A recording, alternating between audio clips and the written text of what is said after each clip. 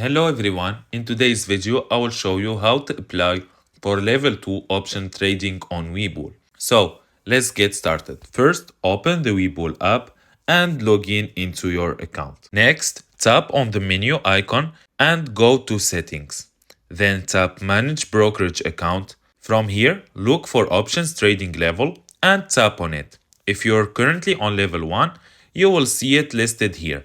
Go ahead and tap on it, apply for an upgrade. Now you may see an option to reapply.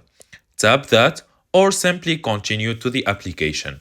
Next, fill out the required details. This includes your investment objectives, your trading experience, and your risk tolerance. At the top, you will see choose one. Tap it and select your desired option levels.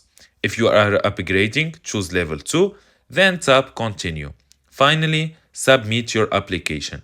You will see a message saying your application is under review. Now just wait, you will get notified once you are approved. And that's it. If you find this video helpful, don't forget to like and subscribe for more videos. Thank you for watching.